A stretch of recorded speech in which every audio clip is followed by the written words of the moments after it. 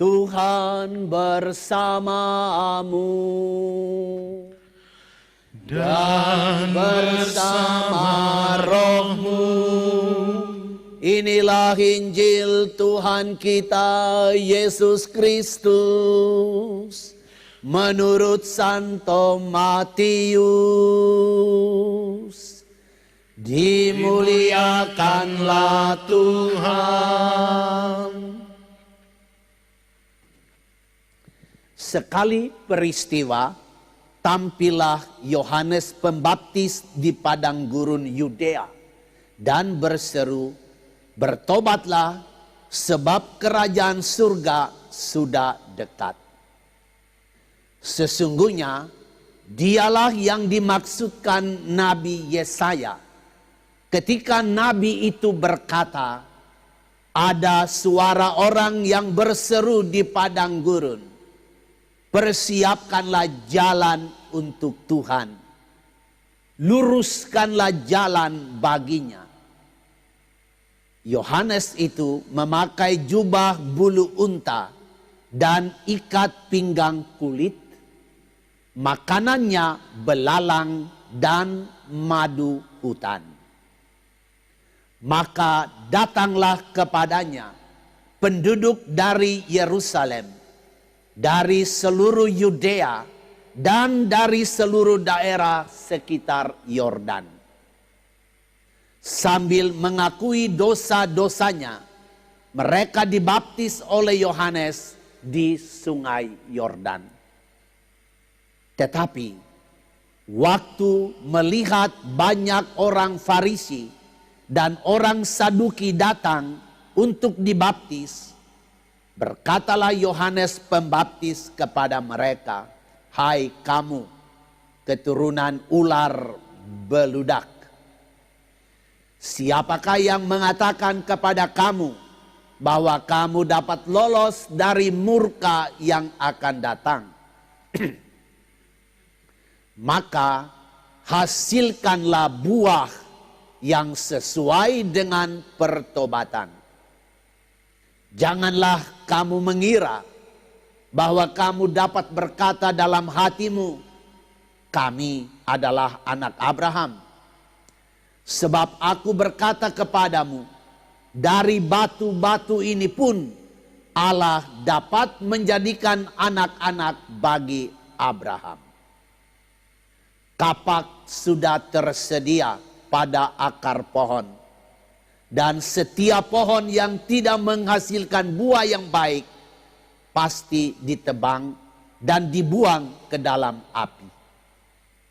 Aku membaptis kamu dengan air sebagai tanda pertobatan, tetapi Dia yang datang kemudian daripadaku lebih berkuasa daripadaku, dan aku tidak layak melepaskan kasutnya. Ia akan membaptis kamu dengan Roh Kudus dan dengan api. Alat penampi sudah di tangannya. Dia akan membersihkan tempat pengirikannya dan mengumpulkan gandumnya ke dalam lumbung. Tetapi debu jerami akan dibakarnya dalam api yang tidak terpadamkan." Demikianlah Injil Tuhan kita. Terpujilah Kristus.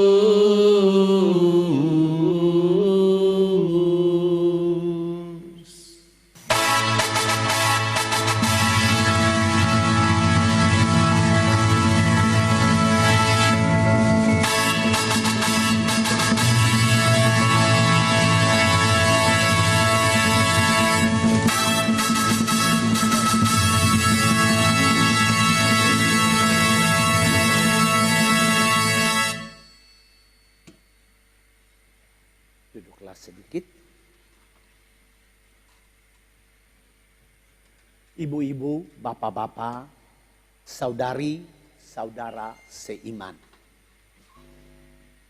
Kitab suci Perjanjian Lama, nubuat Yesaya yang hari ini Kita baca sebagai bacaan pertama. Di dalam nubuat itu, di dalam kitab Yesaya itu, orang-orang perjanjian lama menantikan satu zaman. Mereka mengharapkan datangnya sebuah masa. Masa di mana serigala tinggal bersama domba. Masa di mana macan tutul berbaring bersama kambing. Masa di mana anak-anak singa bermain dengan anak-anak lembu. Masa di mana beruang makan rumput bersama-sama dengan lembu. Masa di mana seorang anak kecil bermain-main di dekat liang ular kobra, liang ular tedung, dan tidak ada ketakutan sedikit pun. Masa di mana seorang anak kecil yang baru disapi justru mengulurkan telunjuknya ke liang ular, ular beracun, dan tidak ada ketakutan sedikit pun. Itu sebuah masa yang sangat dirindukan. Sekalipun di dalam alam semesta jagat raya tidak mungkin serigala tinggal bersama domba. Tidak mungkin. Dia akan menerkam domba itu.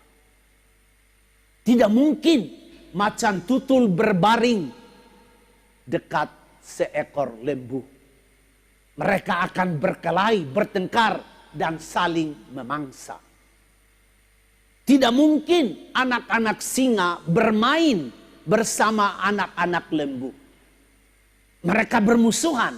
Mereka akan mencakar atau mempertahankan diri. Siapa yang kuat, dia menang. Tidak mungkin juga seekor beruang akan makan rumput bersama-sama dengan seekor lembu. Tidak mungkin. Sampai sekarang pun, kalau kita menonton dunia buas di televisi, selalu kita melihat itu. Mungkinkah serigala tinggal bersama domba? Mungkinkah anak-anak singa bermain bersama anak-anak lembu? Mungkinkah macan tutul berbaring bersama-sama kambing? Selalu kita melihat dan kita menonton dan kita harus mengatakan tidak mungkin. Itu pertanyaan kita juga dalam tema hari ini. Mungkinkah serigala tinggal bersama anak domba? Dan kita harus menjawab tidak mungkin. Tetapi orang-orang perjanjian lama mengharapkan datangnya zaman di mana yang tidak mungkin di jagat semesta menjadi mungkin, real dan nyata. Dalam perjanjian baru, apa yang diharapkan dalam perjanjian lama menjadi nyata di dalam Tuhan Yesus Kristus. Di dalam Injil Lukas bab 14 ayat 6 sampai 7. Di sana Tuhan Yesus itu berkhotbah seperti begini. Coba ibu bapak pergi ke pasar dan lihat tukang burung menjual burung pipit. Harganya murah sekali. Burung pipit itu murah sekali. Tetapi kata Tuhan Yesus pada waktu berkhotbah, sekalipun burung pipit itu murah, Allah tidak melupakannya. Bahkan Yesus menambah dalam khotbahnya itu, rambut di kepalamu satu helai pun Tuhan tidak lupa. Ini tandanya Yesus bicara tentang kepenuhan harapan dalam perjanjian lama itu. Bahwa dia sebagai Allah yang menjelma menjadi manusia, menghargai burung pipit yang murah itu. Apalagi manusia ciptaan yang tertinggi. Dia mengatakan rambut di kepala kita pun sehelai Tuhan tidak lupa. Dan di dalam Injil yang sama, Injil Lukas yang sama, bab 14 ayat 13, di sana Tuhan berkhotbah juga begini.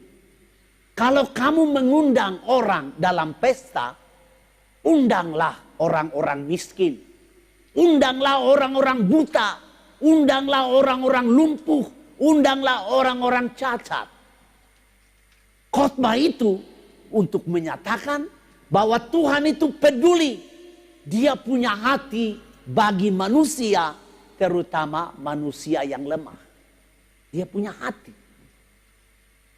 Dan dalam surat Paulus, Filipi bab 2 ayat 6 sampai seterusnya, gambaran mengenai Allah yang peduli itu nyata di dalam Yesus.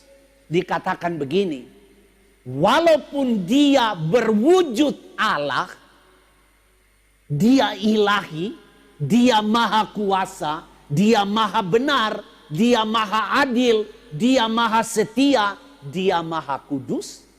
Tetapi Filipi bab 2 ayat 6 mengatakan Yesus tidak berpegang teguh kepada kodratnya itu.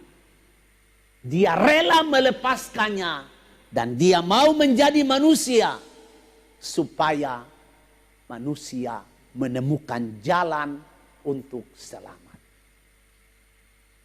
Harapan perjanjian lama terpenuhi di dalam Yesus Kristus. Kenapa terpenuhi di dalam Yesus? Karena Tuhan Yesus itu adalah Allah yang mengasihi. Dan sebagai Allah yang mengasihi, dia menempatkan orang-orang yang dikasihinya di depan. Dan sungguh dia membuat itu. Jiwa kita, jiwa ibu bapa dan saya amat berharga bagi Tuhan. Dan karena itu dia tidak segan menumpahkan darahnya di kayu salib supaya jiwa kita selamat. Ini dia menaruh harga kepada manusia sekalipun manusia itu berdosa. Tuhan menghargai kemanusiaan. Contoh berikut. Kehidupan kekal kita amat berharga bagi dia. Dan karena itu dia rela meninggalkan taktanya di surga. Dia memilih kandang yang kotor. Kandang yang bau tai, bau kencing binatang. Dia pilih itu. Karena apa? Kehidupan kekal ibu bapa dan saya penting untuk dia. Rumah kita di surga sana lebih penting untuk dia. Dan karena itu dia rela turun berkeliling kemana-mana, tidak punya rumah. Berkhotbah, berkeliling berbuat baik. Supaya kami nanti punya rumah di sana. Tuhan menghargai manusia. Tuhan mencintai dan membuat orang yang dicintai itu berada di depannya. Bukan di belakangnya. Nah sekarang kita pindah kepada pertanyaan ini. Apakah serigala bisa tinggal bersama domba pada zaman kita ini? Di tahun 2000-an, awal 2000-an, ada sebuah lagu yang sangat populer. Lagu itu juga masih populer sampai zaman kita ini. 2022 ini. Lagu itu diperdengarkan pertama kali oleh duet Celine Dion dengan Andrea Bocelli. Judul lagu itu kita semua tahu. The Prayer. Ada bait di dalam The Prayer itu yang berkata begini. kita merindukan, kita bermimpi tentang satu dunia yang bebas dari kekerasan. Sogniamo un mondo senza più violenza. Kita mimpi tentang satu dunia yang bebas dari kekerasan. Un mondo di giustizia e di speranza. Satu dunia dengan justisia, keadilan, dan satu dunia dengan esperanza, harapan. Kita bermimpi itu. Ognuno dia la mano. Hendaknya setiap orang mengulurkan tangan kepada sesamanya, simbolo di pace, lambang perdamaian, et di fraternita, dan persaudaraan. Itu lagu itu sangat menyentuh perasaan. Kenapa? Karena itulah mimpi, itulah kerinduan terdalam setiap orang. Bebas dari kekerasan, dunia yang adil, dunia yang damai, dunia di mana tidak ada permusuhan, dunia di mana tidak ada kejahatan, dunia di mana orang tidak menerkam satu dengan yang lain. Ini kerinduan kita sampai sekarang ini. Orang rindu di dalam keluarga itu tidak ada permusuhan antara suami istri, tidak ada cakar mencakar antara ayah dan ibu, kakak dan adik, tidak ada. Orang merindukan satu keluarga yang damai. Di dalam negara kita pun begitu. Kerinduan rakyat banyak itu adalah negara yang damai, negara yang aman, negara yang nyaman, negara yang layak didiami oleh semua orang, semua warga, tanpa ada ketakutan, tidak ada kecemasan, tidak ada kekhawatiran. Tetapi ibu bapak, tidak semua mimpi sesuai dengan kenyataan. Tidak. Sekarang kita berhadapan dengan kenyataan, yaitu sebuah dunia yang tidak punya hati. Orang takut. Orang takut. Dalam perbedaan orang takut. Suku dengan suku kalau berbeda orang takut. Agama dengan agama bertemu dalam perbedaan orang takut. Orang berkelahi. Orang mempertahankan kebenaran-kebenarannya. Kita menghadap dunia yang tidak punya hati. Seperti Tuhan punya hati. Sehingga kita bertanya itu, mungkinkah di dunia kita ini serigala bisa tinggal bersama domba? Seorang yang beda budaya, bisakah campur dengan budaya lain? Hidup bersaudara. Orang yang beragama lain, mungkinkah bersahabat baik, akrab dengan yang beragama lain, yang tidak sepaham dan tidak sealiran? Mungkinkah itu terjadi? Ibu bapak, kita mesti jawab, karena Tuhan memberi contoh kepada kita, bisa terjadi. Bisa terjadi seorang yang punya suku berbeda, hidup berdampingan, aman dan nyaman dengan suku lain. Seorang yang punya agama berbeda, hidup berdampingan, aman tanpa takut dengan orang yang beragama lain.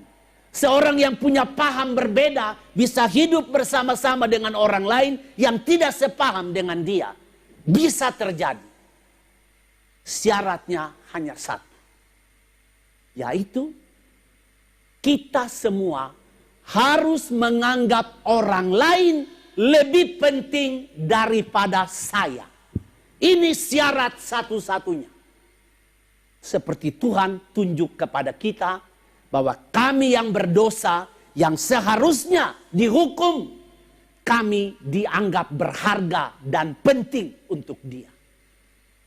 Begitu di dalam dunia kebersamaan kita sekarang ini, serigala bisa hidup bersama-sama dengan domba, persaudaraan sejati bisa terwujud, permusuhan tidak ada, persahabatan akan tumbuh subur, kerukunan terjamin, kekhawatiran dan kecemasan dan ketakutan hilang lenyap. Syaratnya kalau setiap orang dari kita menganggap orang lain lebih penting daripada saya. Ketika saya menganggap diri saya lebih penting dari orang lain, disitulah awal kekacauan. Disitulah awal permusuhan. Disitulah awal pertengkaran. Disitulah awal perkelahian. Karena saya menganggap diri saya menganggap golongan saya menganggap agama saya menganggap suku saya lebih hebat, lebih penting, lebih benar dari orang lain. Mari pada masa Advent ini kita sama-sama berjuang berdasarkan ideologi yang Tuhan ajarkan kepada kita. Kita manusia yang seharusnya dihukum karena pelanggaran kita, dia menganggap kita berharga. Karena itu dia tidak segan-segan mempertaruhkan hidupnya supaya saya bakal punya tempat di surga. Karena dia menganggap saya penting untuk dia. Walaupun saya berdosa. Begitu pula persaudaraan, keadilan, damai, sukacita, bahagia, dan kegembiraan dapat terwujud di tengah-tengah kita. Sekalipun kita berbeda-beda, asal kita semua belajar menganggap orang lain lebih penting dari saya. Buanglah apa yang ada di dalam benak kita. Buanglah apa yang ada di dalam hati kita yang mengatakan bahwa saya lebih penting dari orang lain. Buang itu jauh-jauh. Yang harus kita tanam di dalam diri kita adalah orang lain lebih penting daripada saya. Orang lain itu berharga. Suami berharga, istri berharga, anak-anak berharga, orang tua berharga, pembantu-pembantu dalam rumah tangga berharga. Dan kalau kita melihat semua orang di dalam rumah berharga, disitulah akan terwujud damai dan kerukunan. Semoga kita pilih jalan ini. Jalan di mana kita akan menuju kepada keluarga bahagia, masyarakat bahagia, adil dan makmur, negara yang damai, penuh aman dan nyaman. Kalau kita menghargai, melihat orang lain lebih berharga daripada diri sendiri. Jangan sebaliknya. Jangan melihat diri lebih baik, lebih berharga dari orang lain. Amin.